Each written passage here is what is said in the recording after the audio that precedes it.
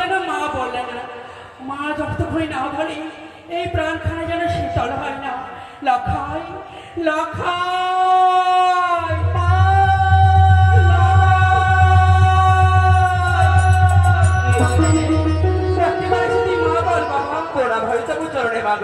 আশীর্বাদ করি বাবা। আজ তুমি হঠাৎ করে দেখে আমায় অবাক হয়ে গেছো।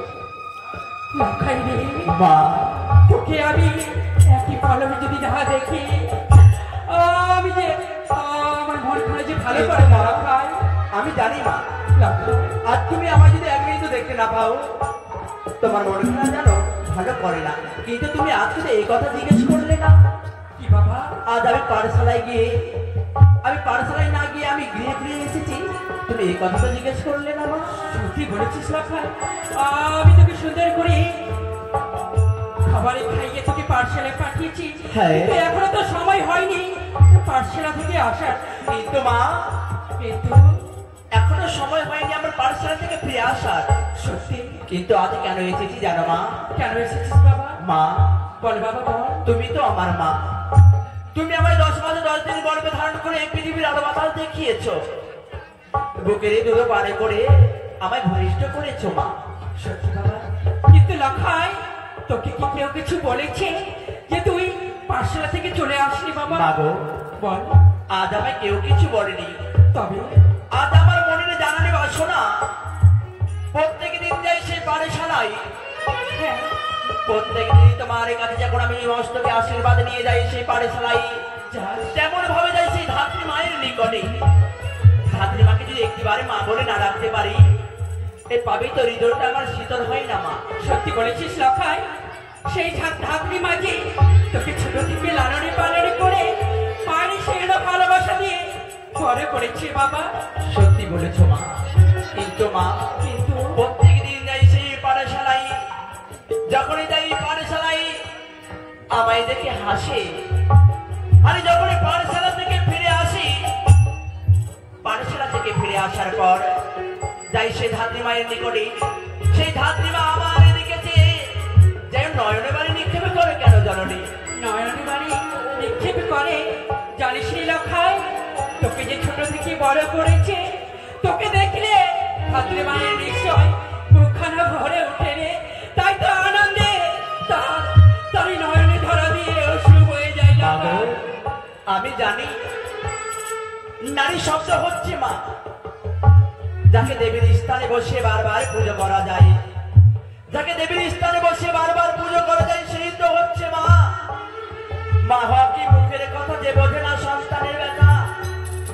কিন্তু আমি জানি মা, কিন্তু সেই ধাত্রী মায়ের চোখের জলে দেখে আমার মনে বলে অন্য কিছু বলতে চাই। সে ধাত্রী মা অন্য কিছু মনে হয়। ধাত্রী মাকে আমি বারবার বুঝিয়ে বলবো, ধাত্রী মা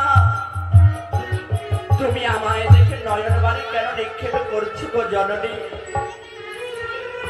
যেমন চম্পক রয়েছে আমার মা জননী, যার উদর থেকে আমার জন্ম, যাকে আমি মায়ের স্থানে বসিয়ে রেখেছি, সেই স্থানে আমি তোমাকেও বসিয়ে রেখেছি ধাত্রী মা। কিন্তু তুমি অমন করে আমার নয়নে বাড়ি, আমায় দেখে নয়ন বাড়ি কেন নিক্ষেপ করো? কোন মায়ের আগে, কোন সন্তানের আগে যদি কোনো মা চোখের জল ফেলে কাঁদরে করে, কোন সন্তানের কি মনে ভালো করে মা? জানি বাবা, মা কখনো মনে ভালো করে না, কিন্তু বল না বাবা তোর কি মনে হয়?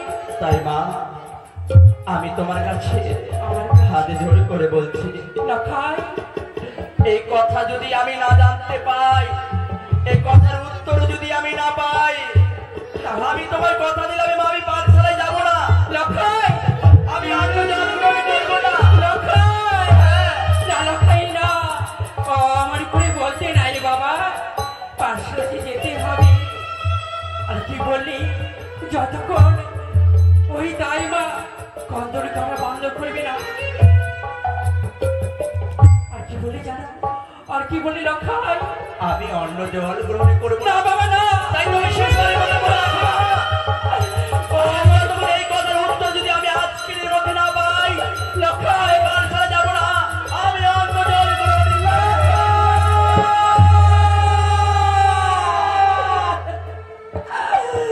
কি বলে গেলি লখাই? না, এই কথা আমি লুকিয়ে রাখবো না। এই কথা আমি মহারাজকে আমি বলবো, বলতেই হবে। এর বিহিত আমার চাই, চাই, চাই সদাগর।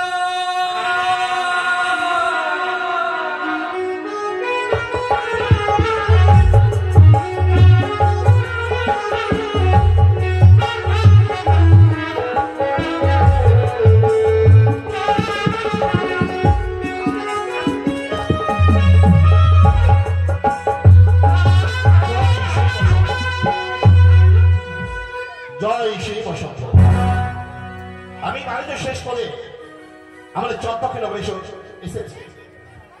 সকাল পেয়ে অতি আনন্দে আমি প্রজাদের মধ্যে অন্ন বিলিয়েছি,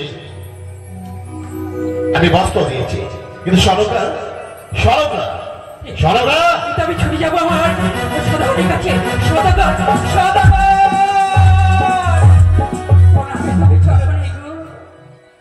এই দাঁড়াও, বলো।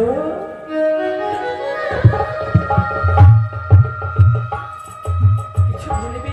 তুমি কাঁদছো না কেন কাঁদছি জানো? আমার চোখে জল আছে। আমার চোখে জলে কেন? এই দাঁড়াও, বলো। তুমি ভালো করে জানো কি গো? তোমার নানার বাড়ি বলি শহরের ঘরে আমার চম্পক হাতে পড়ে যায়, হয়তো হয়তো আমার চম্পক আমাকে হতে পারে। জানি গো, তুমি চম্পকি নগরে এরা প্রাসাদ কি হলো বিয়ে লক্ষ্যের চোখে জল কখনো বানায় না। কেন আমি এই নয়নবাড়ি নিক্ষেপ করছি জানো গো? কেন?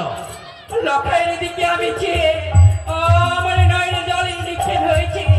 আমার লখাই যে কন্দনে করে গো। কেন? কেন জানো? আমার এই দাঁড়াও তো, তুমি কথা বলবে যখন ওই কেঁদে কেঁদে কথা বলতে ভালো লাগে না। যা বলবে স্পষ্ট করে কথা বলো, কি হয়েছে? কি হচ্ছে জানো? আমার লখাই যখন পাঠশালা যায়, পাঠশালা যাওয়ার এই সময় ধাত্রীমা যেন আমার লখাইকে দেখে কান্না করে। কান্না কখনো থামে না। তাই তো আমার লখাই বলেছে, ও গো মা, যতক্ষণ ধাত্রীমা কান্না বন্ধ করবে না, আরে কেনই কান্না করছে এর বিচারে যতক্ষণই না চাইবো ততক্ষণ আমি অন্ন গ্রহণ করবো না। তাই? ঠাকুর, তাই না কাঁদবে? আমার লখাই বলছে গো। কাঁদবেই তো। তুমি লকাকে সবসময় মায়ের অঞ্চলে ঢেকে রাখবে। আমার চম্পকের প্রয়োজন, আমার চম্পক মায়েরা লকারকে কাছে নিতে পারবে না, লকারকে বুকে টেনে নেবে না, তাদের বুঝি দুঃখ হয় না? লকাকে কি তোমারই সন্তান আছে? আমি এই শোনো, বলো। লকাকে তুমি গর্ভ ধারণ করেছো ওকে, হ্যাঁ, জেনে রাখো, জন্ম দিলে মা হওয়া যায় না, জন্ম দিলে মা হওয়া যায় না। মায়া, মমতা, প্রেম, ভালোবাসা এরিয়ার এক নাম মা। ভাই আমার চম্পকের সমস্ত মায়েরা লকারকে মায়ায়, প্রেমে, স্নেহ, ভালোবাসা দিয়ে ভরিয়ে রেখেছে।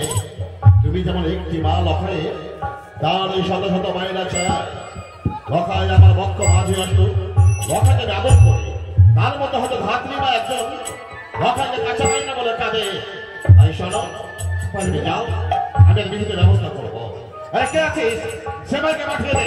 সেবাই, কিন্তু জানো তো, আমি যা কথা বলে গেলাম সত্য, কিন্তু যাওয়ার আগে বলে যাচ্ছি ধাত্রী মায়ের যেন কোনো ক্ষতি না হয়।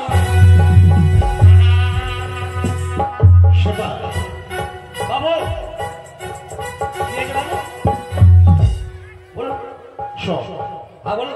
আমি মনে বিপদগ্রস্ত। বিপদ? হ্যাঁ বিপদ। এমন কোনো বিপদ? বলবো, একই কথা বারবার বলা উচিত নয়। তাই অতি সত্য রাজসভার আয়োজন করা হোক। রাজসভায় সভাসদগণ আসবে, আর আমি সেই রাজসভায় সমস্ত কিছু আলোচনা করবো।